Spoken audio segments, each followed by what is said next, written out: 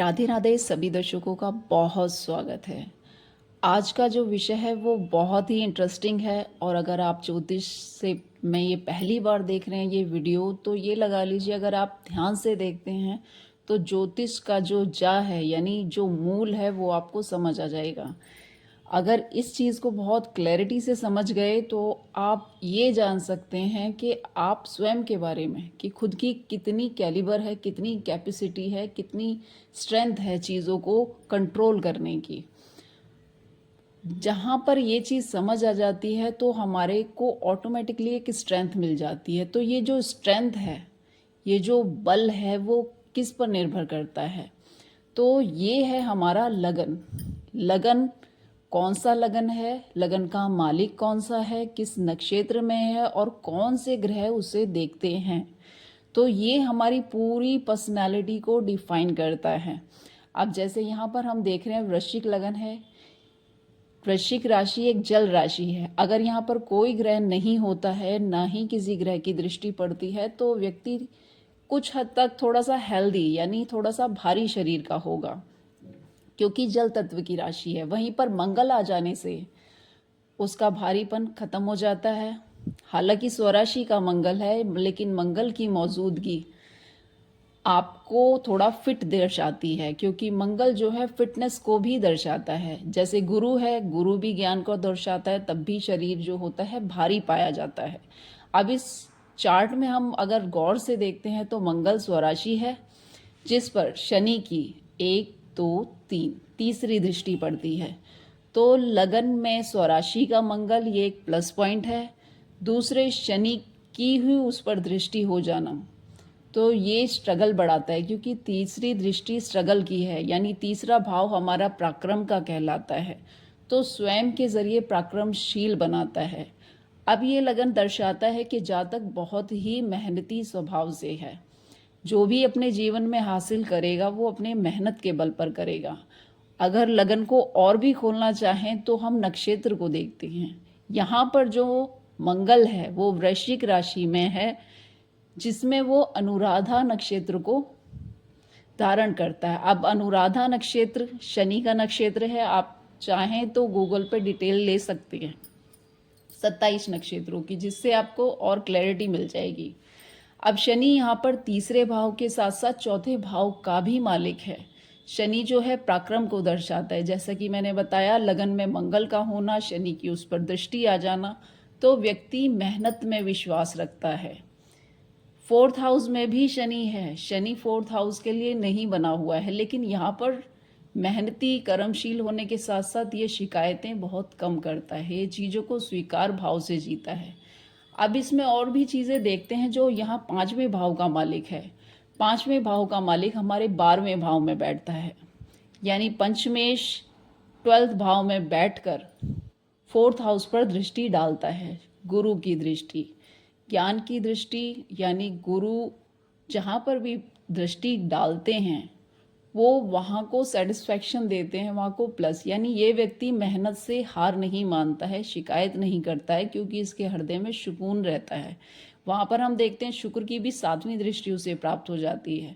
तो शुभ दृष्टियाँ जितनी हृदय भाव पर अधिक होती हैं, उतना ही व्यक्ति जो होता है करुणा वाला स्वभाव का होता है, यानी हृदय में कभी किसी के लिए जो कहते हैं ना बुरा भाव रखना, वो इसका स्वभाव ही नहीं है। इसे अपने काम से काम रखने की आदत है, क्योंकि लग्नेश जो है, लग्नेश अनुराधा नक्षत्र में है। अनुराधा नक्षत्र शनि का नक्षत्र है और शनि का एक स्वभाव है मैक्सिमम अपने काम से काम रखना। इन्हें ज़्यादा घुलना मिलना बहुत ज़्यादा पसंद नहीं है, लेकिन जिनसे घुलेंगे मिलेंगे उनसे लंबे और रिश्ता निभाएंगे, क्योंकि शनि स्टेबिलिटी है। तो मंगल होने के बावजूद इनमें शनि और मंगल दोनों के गुण आएंगे। फिटनेस, मेहनत, पेशेंस, स्ट्रगल, सारी चीज़ों को अपने दम पर झेलने की क्षमता रखते हैं। अब दूसरी चीज़ों पे नज़र डालते हैं। अब जैसे यहाँ चारों ग्रह एक साथ आ गए हैं। सूर्य चंद्रमा का एक साथ आना अमावस्या के करीब का जन्म दर्शाता है। ये जो होते हैं विचारशील बहुत होते हैं, मतलब इनकी थिंकिंग। अब अगर हम देखा जाए, जैसे लगन होता है वैसे सूर्य और चंद्र की भी कुंडली बनती है, उसमें जिस राशि में होता है वही पहला भाव मान लिया जाता है। तो सूर्य चंद्रमा की जो कुंडली होगी वो इनकी सेम रहेगी। लगन के साथ साथ इनकी चंद्र कुंडली और सूर्य कुंडली में भी बल है। तो ये 3 में से 2 नंबर वैसे ही प्राप्त कर जाते हैं। अब यहाँ पर देखते हैं जो 8वें भाव का मालिक है वो उच्च का है, बुध, शनि के साथ युक्ति है। इनकी जो खूबियां हैं वो काफ़ी हद तक विचारशीलता दर्शाती है, डीप लर्निंग दर्शाती है, क्योंकि यहाँ पर चंद्रमा और शनि और बुध ये सारा थिंकिंग प्रोसेस को दर्शाता है। क्योंकि यहाँ पर बुध की भी राशि है, दूसरा यहाँ पर बुध की ही राशि में राहु मौजूद है। ये मानसिक रूप पर काफ़ी स्ट्रांग हैं। हो सकता है कि साइकेट्रिस्ट फील्ड को चुने। ये भावनाओं को भी संभालना जानते हैं, क्योंकि इनका जो ब्रेन है वो बहुत एक्टिव कंडीशन में काम करता है। एक तो राहु का साथ मिल जाता है। यहाँ पर मैं बताना चाहूँगी, यहाँ पर सभी नक्षत्रों का भी ध्यान रखा गया है, क्योंकि राहु भी यहाँ पर राहु के ही नक्षत्र में है, यानी आद्रा में। इनकी कैलिबर्टी इतनी अच्छी है, ये जातक जो हैं बहुत मानसिक रूप पर दृढ़ स्थिति में हैं। बहुत अच्छा सोच विचार चिंतन, और उस पर से जैसे कि मैंने बताया सुख भाव पे 2 ग्रहों की दृष्टि। हालांकि अगर हम देखेंगे तो राहु की 9वीं दृष्टि भी जाती है, लेकिन फिर भी ये कह सकते हैं कि करुणा जो है हेल्पफुल इनका नेचर है। मंगल का गुण एक हेल्पफुल भी है, लेकिन ये शनि के चलते सोच समझ के मदद करते हैं। दूसरे जो है इनकी जो ब्रेन क्वालिटी है वो बहुत बहुत सोच पाते हैं, एक्टिव माइंडसेट वाले हैं। तो ये एक चार्ट को लर्न करने का तरीका है कि क्या इसकी खूबियां हैं और कैसा। विशेषकर मैं ये ज़रूर बताना चाहूँगी, किसी भी कुंडली में लगन का एनालिसिस सबसे पहला और नेसेसरी है। जिसको लगन की खूबियां पता चल गई वो स्वयं की खूबियां जान जाएगा। ये व्यक्ति मंगल होने के चलते, अब यहाँ मंगल 6th हाउस का भी मालिक है, अगर ये कंपटीशन करते हैं, विवाद करते हैं, तो ये हारेंगे नहीं, क्योंकि ये लगन से ही स्ट्रांग है। तो मैं यहाँ दर्शाने की कोशिश ये कर रही हूँ कि मंगल होना अपने आप में मेहनत बनाता है। सब कुछ इजीली नहीं मिलेगा, लेकिन ये भी एक स्ट्रेंथ है। जिन्होंने मेहनत की है वो आसानी से डाउन नहीं जाते। जो लड़ना जानते हैं वो हारना भी नहीं जानते।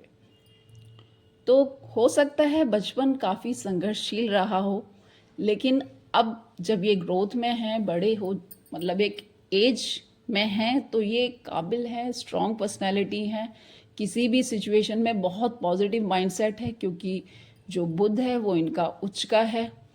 दूसरे चंद्रमा भी एक अच्छे नक्षत्र में आते हैं, हस्त नक्षत्र, जो कि आपको क्रिएटिव बनाता है, विचारशील बनाता है। ये हर परिस्थिति में पॉजिटिव सोचने की काबिलियत रखते हैं।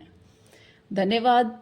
ज्योतिष जो है एक स्वयं को जानने की एक विद्या है। जितना आप स्वयं को जानेंगे, आप अपनी एबिलिटीज़ को जानेंगे, तो किसी भी चीज़ में थोड़ा बहुत नॉलेज लेने में कोई बुराई नहीं है। अगर अपनी काबिलियत आईना देखे बिना अगर दिन बिताएं तो कैसा। तो उसी तरह से कुंडली भी एक आईना है, जिसमें हम खुद को देख सकते हैं, संवार सकते हैं। धन्यवाद। वीडियो अच्छी लगी है तो लाइक ज़रूर करें।